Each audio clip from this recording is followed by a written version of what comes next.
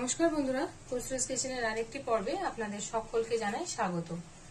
পুজো তো এসেই গেল, পুজো ইজ নকিং দ্য ডোর। তাই পুজো স্পেশাল একটা রেসিপি তো হতেই হবে, যেটা খাইয়ে সবাইকে তাক লাগানো যাবে। তো আজকে আমার পুজো স্পেশাল রেসিপি হলো চিকেন বাদাম বাহার। চলুন দেরি না করে দেখে নিই এটা কিভাবে তৈরি করতে হবে। এই চিকেন বাদাম বাহারটা বানাতে চিকেন তো অবশ্যই লাগছে, তার সঙ্গে লাগবে টক দই, আদা বাটা, রসুন বাটা, কুচনো টমেটো, কিছু মশলা, যেমন যেহেতু বাদাম নামেতেই বাদাম আছে রান্নাটার, তো বাদামের পরিমাণটা তো এখানে বেশি হবেই। আমরা নিয়েছি দু রকম বাদাম, কাজু বাদাম, কাঠবাদাম, ছোট এলাচ, লবঙ্গ, দারচিনি, গোটা ধনে, গোটা জিরে, মৌরি, শুকনো লঙ্কা, কিছুটা বেরেস্তা আর একটু ফ্রেশ ক্রিম। এই দিয়ে আজকে আমরা বানাবো পুজো স্পেশাল বাদাম। মশলাগুলোকে শুকনো গলায় নেড়ে নেব ভালো করে। এগুলোকে আমরা নেড়ে নেব আগে শুকনো খোলায়। ভালো করে আমাদের ভাজা হয়ে গেছে, এবারে এটাকে নাবিয়ে ঠান্ডা করে আমরা গুঁড়ো করে রেখে দেবো। মশলাটাকে ঠান্ডা করে নিয়েছি, এবারে এটাকে আমরা গুঁড়ো করে নেব। এবার এই মাংসটার মধ্যে আমরা কিছু জিনিস মেশাবো। প্রথমে নুন দিয়ে দিচ্ছি, তারপর দিয়ে দেবো আদা রসুন বাটা,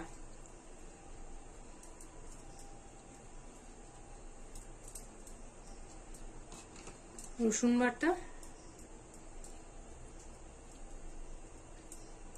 আদা বাটা,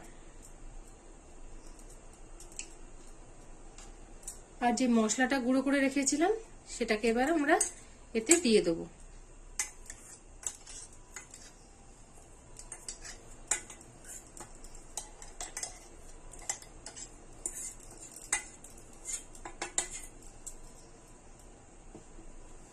এর সঙ্গে এবার দিয়ে দেবো দই।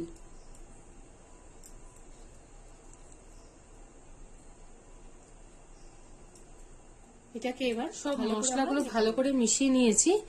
এবার এর মধ্যে দিয়ে দেবো কিছুটা সাদা তেল, তাহলে মশলাটা গায়ে খুব ভালোভাবে এটার সঙ্গে কোট করে যাবে। এটাকেও এবার ভালো করে আমরা মিশিয়ে নেব। ভালো করে মিশিয়ে নিয়ে এটা আমরা 1 ঘন্টার জন্য ম্যারিনেট করতে রেখে দেবো। যদি হাতে কম টাইম থাকে তো 1 ঘন্টা হলেই রেখে দেবেন, আর তা না হলে সম্ভব হলে ওভারনাইট রাখবেন, তাহলে দেখবেন মাংসটা খুব সুন্দর নরম হয়ে যাবে। যতক্ষণ আমাদের চিকেনটা ম্যারিনেট হচ্ছে ততক্ষণ আমরা ওই সেম মিক্সার গ্রাইন্ডারেই টমেটো আর বেরেস্তাটা দিয়ে একটু ভালো করে পেস্ট বানিয়ে নেব। তবে খুব লাল করে কড়া করে ভাজবেন না, পেঁয়াজটা শুধু ভাজা হবে, এরকম পর্যায়ে হলেই হবে।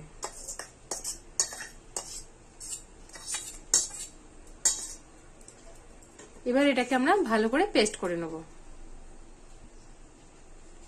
পেস্টটা আমরা করে নিয়েছি, তবে পেঁয়াজটা কিন্তু হালকাই ভাজবেন। যদি বেশি গাঢ় হয়ে যায় তাহলে রংটা কিন্তু নষ্ট হয়ে যাবে, এই লালচে ব্যাপারটা থাকবে না, খুব কালচে হয়ে যাবে। সেই জন্য পেঁয়াজটা অল্প করেই ভেজে রাখবেন।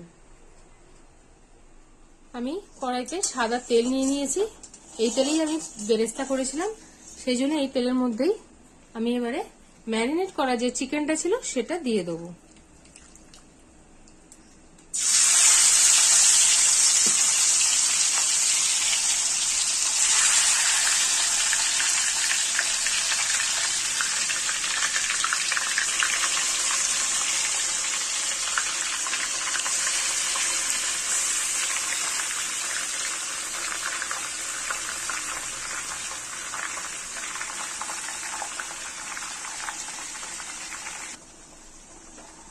চিকেনটা দিয়ে ভালো করে এবার আমরা নাড়াচাড়াটা করে নেব। তবে পুজো স্পেশাল রান্না বলে কথা, কিপটেমি বা শরীরের কথা ভাবলে চলবে না, তেলটা কিন্তু একটু দরাজ হাতেই দিতে হবে। এবার আমরা ভালো করে এটাকে নাড়াচাড়া করে কষে নেব। চিকেনটা তো আমাদের কষানো চলছে, এবার এর মধ্যে আমরা দিয়ে দেবো সেই পেঁয়াজ ভাজা আর টমেটোর পেস্টটা। আমি এখানে হলুদ ব্যবহার করছি না, আপনারা চাইলে কিন্তু করতেই পারেন।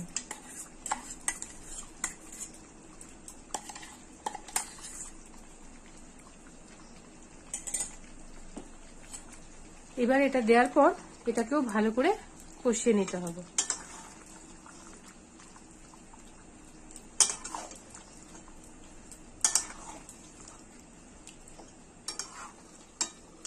আমরা এবার ঢাকাটা সরিয়ে দেখে নিই এটার কি অবস্থা।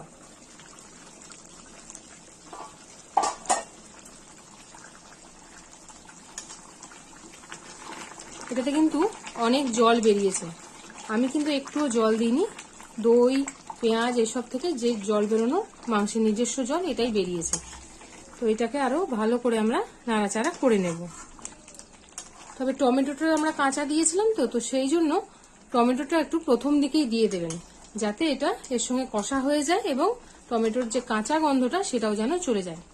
তবে আর একটা কাজও আপনারা করতে পারেন, যখন পেঁয়াজ ভাজবেন টমেটোটাও যদি আলাদা করে ভেজে নেন তাহলে এই সমস্যাটা থাকবে না, টমেটোর কাঁচা গন্ধটা থাকবেই না। কষতে কষতে যদিও টমেটোর গন্ধটা চলেই যাবে।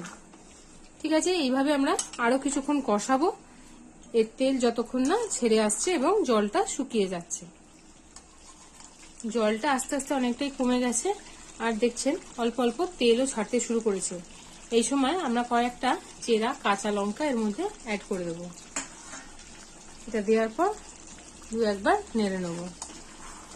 তবে মাঝখানে মাঝে মাঝে কিন্তু নাড়তে থাকবেন, যেহেতু বাদাম আছে তলায় লেগে যাবার সম্ভাবনাটা কিন্তু বেশি, তাই জন্য ভালো করে মাঝে মাঝে কিন্তু নাড়বেন। এটাকে আবার কিছুক্ষণের জন্য আমরা চাপা দিয়ে পুজো স্পেশাল চিকেনটা আমাদের রেডি হয়ে গেছে। ওপর থেকে দিয়ে দেবো কাসুরি মেথি, দিয়ে একটু ভালো করে একবার হালকা করে নেড়ে নেব। তেলটাও কিন্তু সুন্দরভাবে রিলিজ করে গেছে। উপর নিচ করে এবার একটু হালকা হাতে মিশিয়ে নিতে হবে। মাংসটাও ভালো সেদ্ধ হয়ে গেছে, তাই জন্য খুব আলতো হাতে এটা করতে হবে। লাস্টে উপর থেকে দিয়ে দেবো ফ্রেশ ক্রিম। ফ্রেশ ক্রিম দিয়ে আমরা এবার রান্নাটাকে কমপ্লিট করব। গ্যাসের ফ্লেমটা করে দিলাম অফ। এটাকে এবারে স্ট্যান্ডিং টাইমে রেখে আমরা ক্রিমটা দিয়ে ভালো করে একটু মিশিয়ে নিতে হবে। ব্যাস, তাহলেই আমাদের রান্না কমপ্লিট। এটা রুটি, পরোটা, নান এগুলোর সঙ্গে খেতে কিন্তু দুর্দান্ত লাগে। আপনারা এই পুজোতে কিন্তু এটা একবার ট্রাই করে দেখুন, আর আমাকে কিন্তু জানাতে ভুলবেন না কেমন লাগলো আপনাদের এই রেসিপিটা। পুজো স্পেশাল চিকেন বাদাম বাহার আমাদের একদম রেডি হয়ে গেছে, আর খুব সহজেই কিন্তু বাড়িতে এটা বানিয়ে নেওয়া যায়। আর পুজো গন্ডার দিনে একটু ভালো মন্দ এরকম হলে তো আর কথাই নেই। তাহলে রেসিপিটা কেমন লাগলো আপনাদের আমাকে একটু জানাবেন, আর ভালো লাগলে চ্যানেলটাকে সাবস্ক্রাইব করবেন, লাইক কমেন্ট ও শেয়ার করবেন, আর আমার পাশে থাকবেন। সবার পুজো ভালো কাটুক, সবাইকে জানাই আগাম শারদীয় শুভেচ্ছা।